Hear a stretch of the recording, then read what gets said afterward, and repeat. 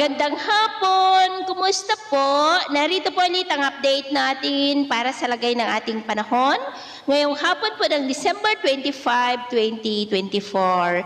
Sa ngayon ay walang anumang sama ng panahon sa loob at labas po ng ating area of responsibility na maaaring banta sa ating bansa sa susunod na mga araw. At sa ating long-range forecast, ay nananatili rin po na walang anumang bagyo na nakikita rito na tatawid dito sa ating kalupaan hanggang sa matapos ang taon na ito ay posibleng storm free na po tayo. Pero hindi pa rin inaalis ang posibilidad na may mabuong sama ng panahon sa silangan ng ating bansa sa susunod na mga araw at ang development pa rin ng mga yan ang ating babantayan. Amihan po ngayon ang hangin na umiiral dito sa malaking bahagi ng Luzon, easterly sa may Visayas at Mindanao at shear line o yung imaginary line ng hangganan ng malamig na hanging amihan at mainit na easterlies ang nakakaapekto po ngayon sa may southern Luzon.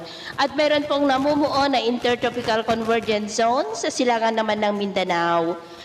At sa lagay po ng ating panahon, ngayong hapon ay cloudy skies with isolated light to heavy rains sa may Bicol region, Mimaropa, Metro Manila, Central Luzon, La Union, ilang bahagi ng Cordillera, Cagayan Valley, Panay Island, Negros, Cebu, Bohol, ilang bahagi ng Leyte, Eastern Samar, Sulu Archipelago, Zamboanga Peninsula, Northern Mindanao, Caraga, Davao Region at Sorsogon. At mamayang gabi, posible pa rin ang mga isolated rains sa ilang bahagi ng Central Luzon, Metro Manila, Southern Luzon, Mindanao, ilang bahagi lamang ng Visayas at Cagayan.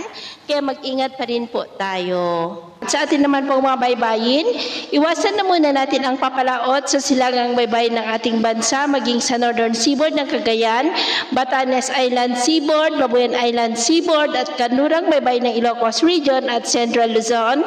Ilang mga alon po dyan ay posible na aabot hanggang sa 2 to 5 meters height. Kaya hanggat maaari, ay iwasan na po muna natin ang papalaot dyan sa mga may kulay pula para mas makaiwas sa mga sakunang pangkaragatan. So, ito po ang latest update natin sa araw na ito. Ako po muli si James na nagsasabing sa kahit na pagsubok po na darating sa ating buhay, huwag na huwag po tayong mawawalan ng pag-asa. Thank you and